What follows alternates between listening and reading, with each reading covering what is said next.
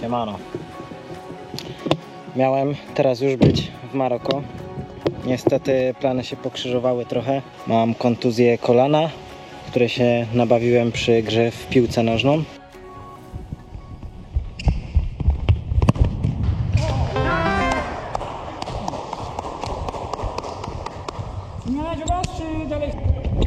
Jest.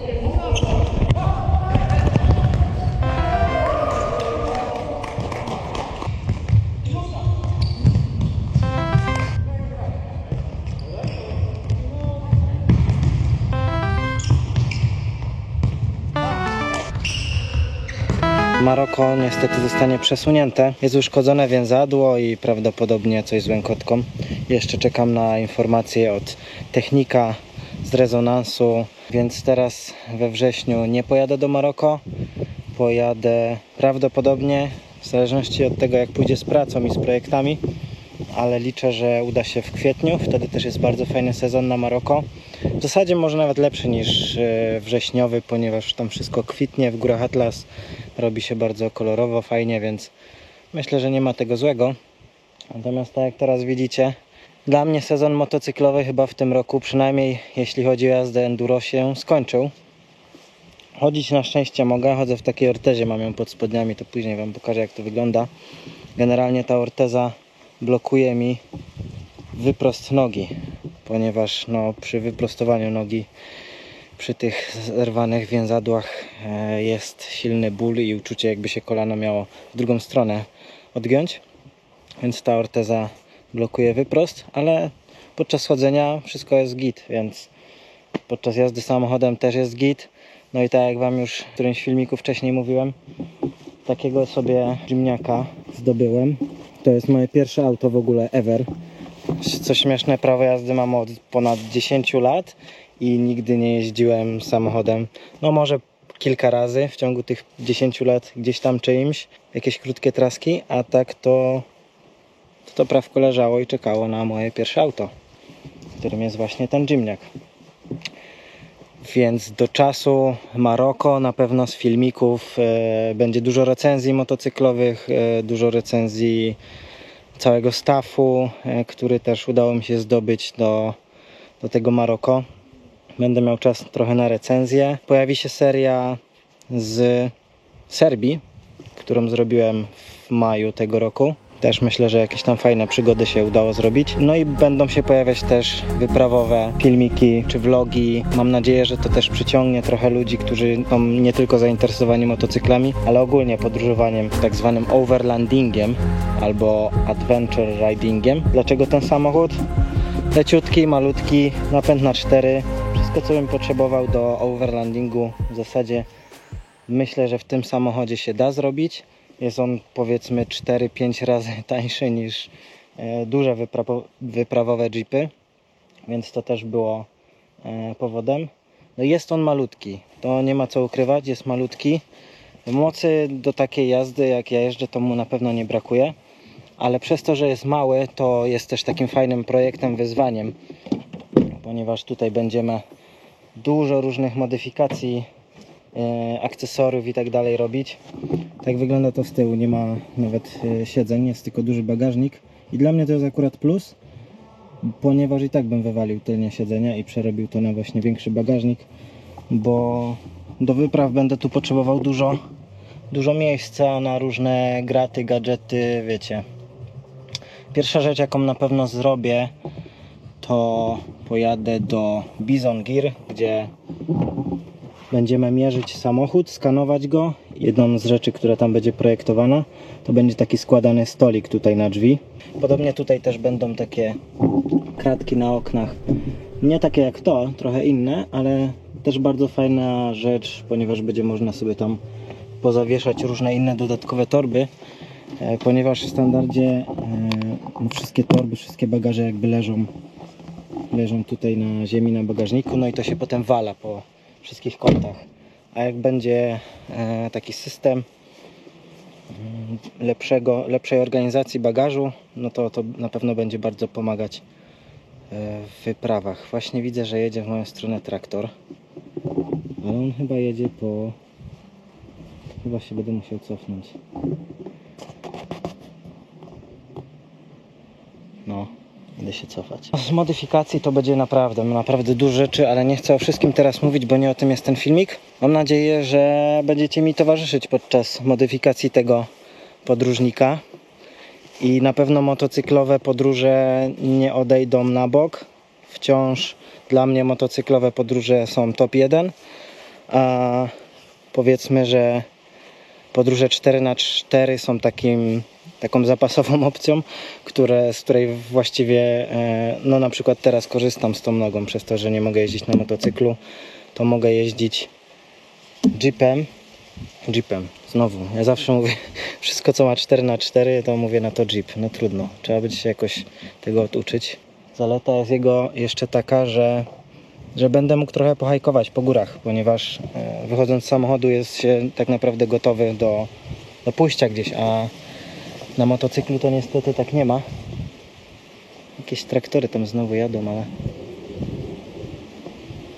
może przejadą bokiem. Na motocyklu jest trochę większy problem z tym, bo trzeba się rozbierać, przebierać, nie ma gdzie tych rzeczy zostawiać i tak dalej. A tu myślę, że będę miał więcej możliwości też hikingu, więc też bardzo fajne, mam nadzieję, się zrobi fotki górskie. Także zapraszam do śledzenia. A, zanim pojadę do tego, na te Bałkany, to na pewno wymieniam opony. No, bo te w standardzie, co tu wychodzą, to są takie bardziej do jazdy ulicznej. A ja sobie już zamówiłem Yokohamę G15, coś takiego, G015 się to nazywa. Są troszkę wyższe, powinny się fajnie sprawdzać w terenie. Dzisiaj jeszcze zabieram Was na krótką przejażdżkę. A zobaczcie jeszcze, dlaczego warto mieć różne nawigacje, jak się jeździ po drogach no nie czarnych. Tutaj jest Garmin i na Garminie, nie wiem czy to widać, ale on tutaj drogi nie ma. Natomiast Osman tą drogę ma.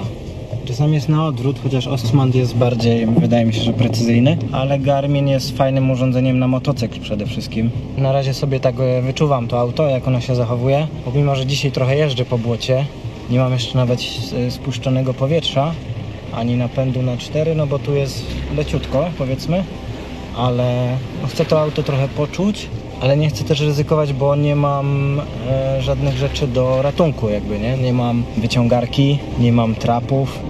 Powiem Wam, że doświadczenie z czytania terenu z jazdy na motocyklu przydaje się do jazdy offroadowej. To jest po prostu doświadczenie z patrzenia na drogę i troszkę przewidywania, jak mogą się kolejny ustawiać, jak mogą się tworzyć, gdzie będą mniejsze, gdzie mogą być głębsze. Tutaj teraz będziemy mieli taki lekki spad i widzę, że tam jeszcze jakiś człowiek jest. Zademonstruję Wam, jak tutaj działa napęd 4x4. Co jest ważne, koła muszą być wyprostowane, nie trzeba się zatrzymywać, ale trzeba wtedy wrzucić sprzęgło. Jeśli jesteśmy zatrzymani, no to powinien być neutralny bieg. Wrzucamy sobie cyk, 4x4 napęd. Teraz jest przód dopięty. Jak się wciśnie dźwignię i da do tyłu, aktywujemy wtedy reduktor, chyba tak się to nazywa. Teraz będziemy sobie dużo wolniej jechać niż normalnie. Czyli na pierwszym biegu będziemy wolniej jechać, na drugim też wolniej niż na pierwszym, więc to jest fajne do zjazdów, podjazdów. Nie mam takiego prześwitu, żeby przez taką kolejnę przejechać i nie zepsuć auta. Natomiast widzę tam, że gościu tam jakieś układa rzeczy. Idę się go zapytać, czy się da przejechać. Da się tam przejechać? Dzięki.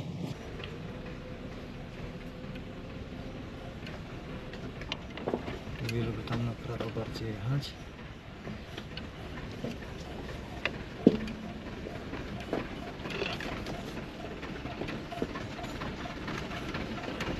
Dzięki.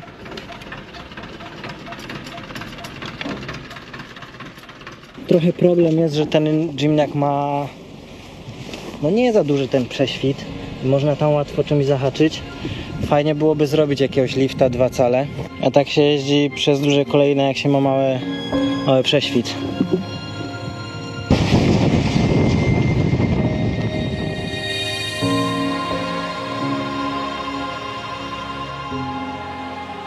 Najpierw jest potężny zjazd, a potem jest potężny podjazd.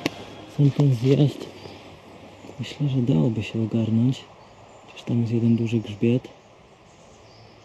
To na tym podjeździe cholera wie, jak tam potem droga wygląda. No a na tych oponach zobaczymy. To pójdę sobie po prostu sprawdzić, jak to wygląda. Trochę się tego grzbietu obawiam, bo on jest raczej wyższy niż mój prześwit. Ale trzeba będzie może zaryzykować. Albo spróbować przejechać górą, a potem tu wjechać do Tu bym musiał jechać cały czas po tej stronie. To jest jedyna opcja. Później tu zjechać do tej kolejnej. I tu już wydrzeć do góry kolejnie. Też gdyby była wyciągarka, no to kurczę lajcik w takiej sytuacji. A tam już widzę, że teoretycznie wygląda, że jest ok. Prawe koło w dziurze i powinno być git. Jest trochę stromo. Jest troszkę stromo.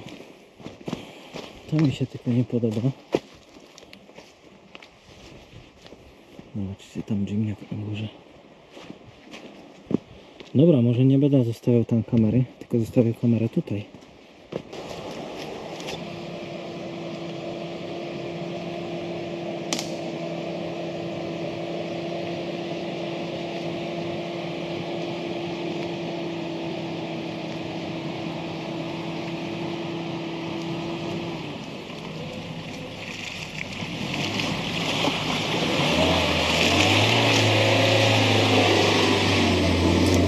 Z środka samochodu nie wygląda to aż tak strasznie, jak już się przejedzie. Jak się przejedzie. Coś tam gdzieś dupnęło, ale chyba nic takiego. Coś zahaczyło może.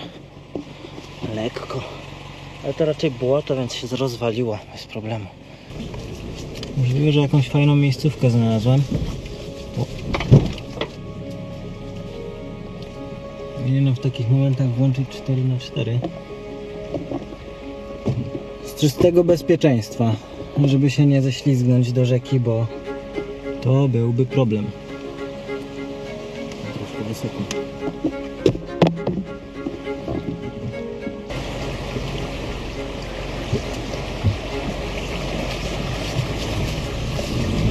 Ładny ma tutaj kącik ataku i zjazdu ten Jimny, więc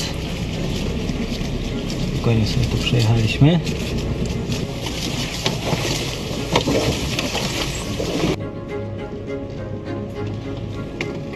Proszę.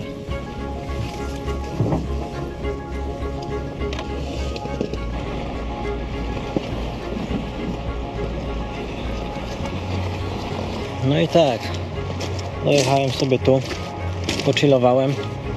Fajny sposób na spędzenie weekendu. Jimny jak póki co sprawuje się rewelacyjnie. 4x4 to jest miazga po prostu jakaś. Subskrybujcie, obserwujcie, wysyłajcie filmiki do znajomych, jeśli są też zainteresowani podróżowaniem, offroadem, 4x4, motocyklowymi jazdami. U mnie na kanale i na blogu znajdziecie dużo materiałów z tego typu treścią. Także na razie.